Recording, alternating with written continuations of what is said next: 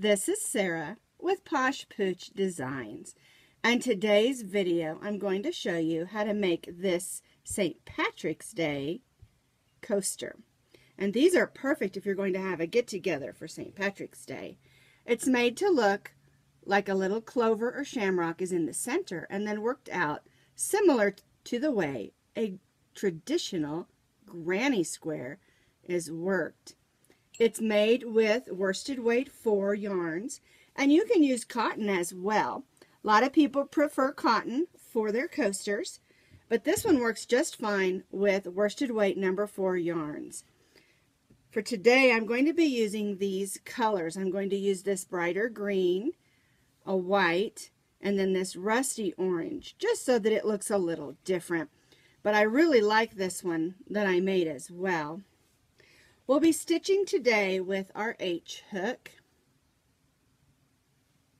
You're also going to need a needle for weaving in your ends, and of course a pair of scissors. Now this is a free pattern on my blog. It's just called the Shamrock Coaster, and I'll have that link for you down below in the notes under the video. Now this is a fun project that you can make in any colors. And it's also something that you could practice in any colors. And it's a great stash buster to make a whole bunch of these and have them ready for whenever you have any kind of company come over. And you've got you a nice coaster. If you have a coffee party or tea party. So grab those yarns and your H hook and we'll get started. So like with any granny square or Afghan square, we're going to be starting in the center and working our way out. So we're starting with our green. We're going to make a slip knot. And then we're going to chain 4 and join that chain 4 in a circle. So we take the tail of our yarn and we put it through that loop we just made. And we snug that down. Now we're going to be stitching in that circle. I always make just another little knot just to hold it so that you have a nice little circle to work in.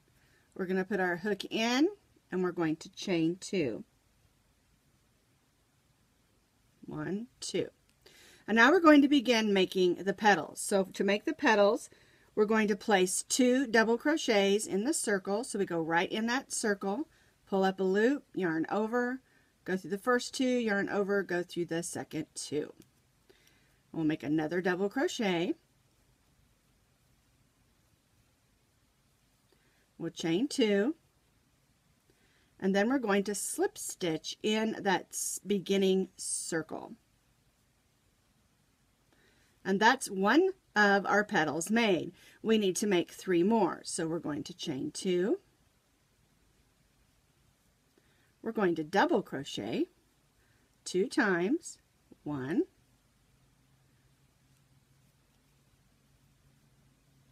2, and then we'll chain 2, 1, 2, and slip stitch in that same hole.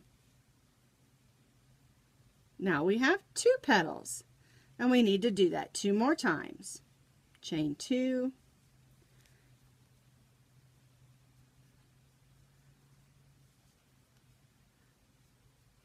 2 double crochets and chain 2. Now we have 3 petals. All right, we got to fit 1 more petal in there. So chain 2,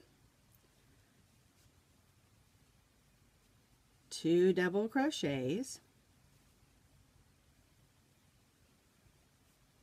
chain 2, and slip stitch right in that same hole.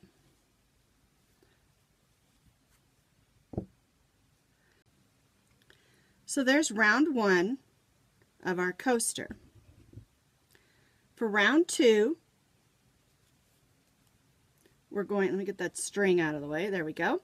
We're going to chain 3, 1, 2, 3. Then we're going to go to that first double crochet and we're going to place a single crochet. So we're going to go right in the top of that double crochet and stitch a single crochet. Then we're going to chain 1 and place a single crochet in the next double crochet. and then we're going to chain 3. 1, 2, 3. And then we're going to go in that space between the 2 petals and make a slip stitch like that. So now we'll chain 3. We'll single crochet in that first double crochet. Then we'll chain 1. We'll single crochet in the next double crochet and chain 3. 1, 2, 3. And then we're going to place a slip stitch right in the space between the next 2 petals and chain 3. 1, 2, 3. And that makes our petals a little bit bigger, and then it also gives us a chain 1 hole or space to stitch our next row in. So we chained 3. We're going to single crochet in that first double crochet, chain 1, then we're going to single crochet in the next double crochet and chain 3. 1, 2, 3. Slip stitch in between those 2 petals. There we go. And now we'll do our last petal. 1, 2, 3. Single crochet in the next double crochet, chain 1, and single crochet in the next double crochet, chain 3. 1, 2, 3. And then again, join to that space in between with a slip stitch, just like that. And this is what your petal will look like, your petals of the center of your coaster after row 2. After row 2, we're going to cut our yarn. There we go. And we'll just tie that off. And that's the center portion of our coaster. Now we're going to take our white yarn and just join it to one of the petals, it doesn't matter, in that chain 1 space that we stitched between the 2 double crochets. We're going to chain 3. 1, 2, 3. And now we're going to form the corners of our coaster. So we chained 3. That counts as our first double crochet. Then we're going to stitch 2 more double crochets in that same chain 1 space.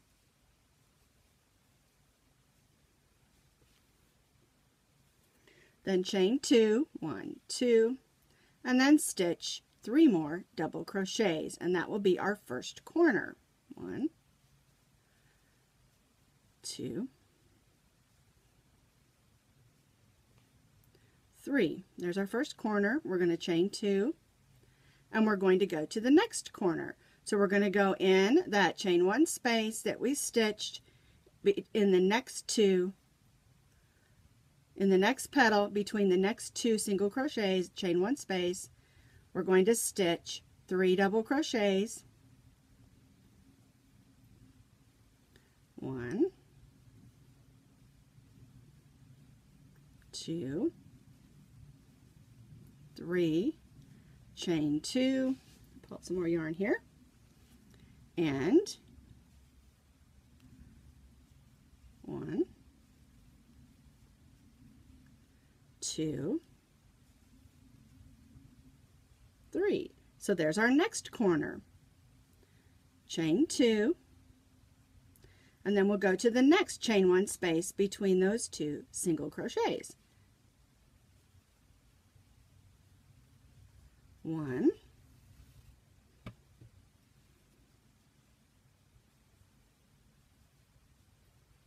2, 3, chain 2, and 1 double crochet, 2 double crochet, and 3 double crochets. So there's our third corner. Chain 2, And we'll do the same thing in the last chain 1 space between those 2 single crochets. 3 double crochets, chain 2, 3 double crochets.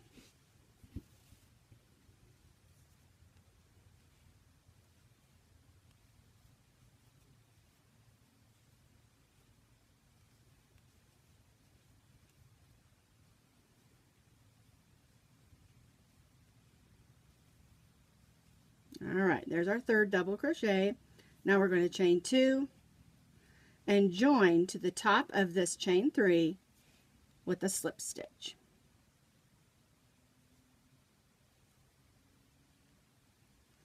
And then we're going to slip stitch in the next double crochet and then in that chain 2 space so that we're all ready to join our next color on for the next row.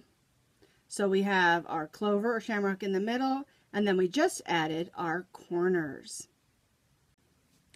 I went ahead and took a second and tidied up my green and white yarns on the back using my needle and just weaved those ends in to get that out of the way. Alright, for the next row, our row 4, we're going to join in. We've cut our white yarn and now we're going to join in our orange or rust color. And then we chain 3, and then we're going to make another corner, and of course the corners are 3 double crochet, chain 2, 3 double crochet. Our chain 3 here counts as our first double crochet, so we're going to place 3 double crochets because our chain 3 counted as our first double crochet, so there's 2 double crochets, chain 2, and 3 double crochets.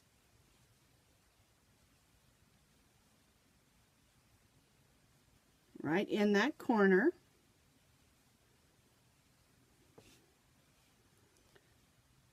First corner. Now we're going to chain 2 and we're going to place 3 double crochets in this chain 2 space.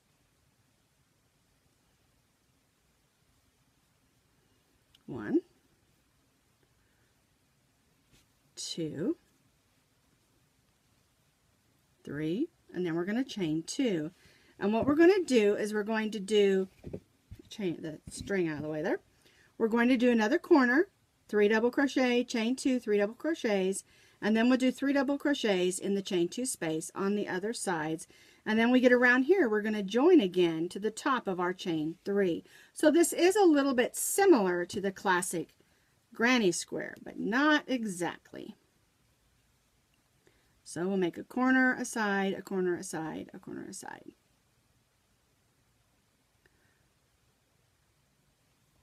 There we go.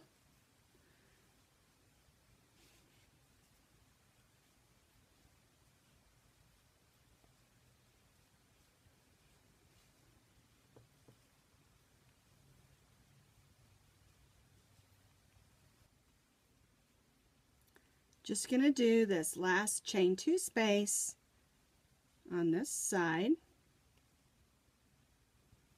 Chain 2 and join to the top of that chain 3. Then we're going to slip stitch in the next double crochet and then slip stitch in that next chain 2 space and only chain 1. And that's what it will look like after our 4th row. So after our 4th row, we're going to be using single crochets instead of double crochets. We're going to be doing it similar. We'll still do 3 singles and 2 singles, 3 instead of double crochets. We're going to put 3 single crochets in the chain 2 spaces instead of double crochets. And this is just going to give it a nice edge. And that's why I had you only chain 1 at this corner. So our chain 1 counts as our first single crochet. So we're going to single crochet 2 more single crochets. We're going to chain 2, and then we're going to place 3 single crochets in that corner. And like I said, the reason we're using single crochets is it just kind of tidies it up on the edges. So we're going to chain 2, and then in these next 2 chain 2 spaces we're going to place 3 single crochets, then we'll chain 3 single crochets, just like we would if they were double crochets. So 1, 2, 3 single crochets, chain 2, then 3 single crochets. 1, 2, 3, then we chain 2, and we'll put 3 single crochets, chain 2, 3 single crochets in this next corner. 1, 2, chain 2, and 3 single crochets. 1, 2, 3. And that's the way that we'll end up with row 5, and this is the last row of the coaster. So we chained 1, and it counted as our first single crochet. Then we stitched 2 single crochets, chain 2, 3 single crochets, because that chain 1 counted as our first one. Chain 2, 3 single crochets, chain 2, 3 single crochets, chain 2, and then we make a corner again. 3 single crochets, chain 2, 3 single crochets, and we'll repeat this all the way around our coaster, using the single crochets, like I said, instead of the double crochets, just to give it a nice and tidy look. So I finished that corner. I'm going to stitch 2 chains, and then I'm going to stitch 3 single crochets in that chain 2 space. Chain 2, 3 single crochets in this chain 2 space.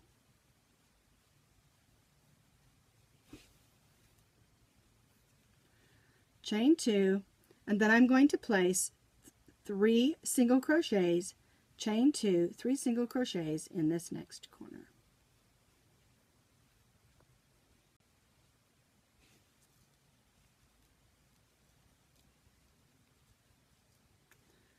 Last 3 single crochets, chain 2, and join to this first single crochet. And then we're going to tie off, and of course weave that end in. And I'm going to put my hook behind here and pull that loop to the back, just so it has a much neater appearance. And then I can weave that in later, and it just has a much neater appearance there. Now, if you look at your coaster and you think, oh, that looks a little wonky, well, after we take a second and weave in this last end, I want to talk to you a little bit about blocking. Now, a lot of people don't think you can block acrylic items, but I do. And that's because I want them to look neat and crisp. Now, they don't block the same as cotton or wool, but I'm just going to stitch back and forth here and get this last end all tidied up. But to me, you know, I like the way this looks. I don't care that it's a little bumpy because that's kind of the character of it. But some people would like it to be a little bit crisper. And you can easily block it. And I do have a video out there for how to block acrylic items. And it's just a simple, very simple technique. And I'll put that up there, up in the notes there, so you can see that and click on that when you're done with your coaster. But I just love these. They're so much fun to make, and they're so much fun to use. And a neat thing that you can do is you can use these if you're having a party. If you're having a spring party and you make these in different colors, they'll look like flowers. But if you're having a St. Patrick's Day party, of course you'll want to make them green. But they're a lot of fun to use as place markers if you're having a party. You can also put someone's name on it with just a piece of paper, pin it on there. And then they can take it home, and it can be a party favor for them to remember how much fun they had at your party. And it's the perfect size for just about any cup. You know, here's my big old coffee tumbler. And like I said, you can make them out of worsted weight acrylic number 4, or you can make them out of cotton. It's totally up to you.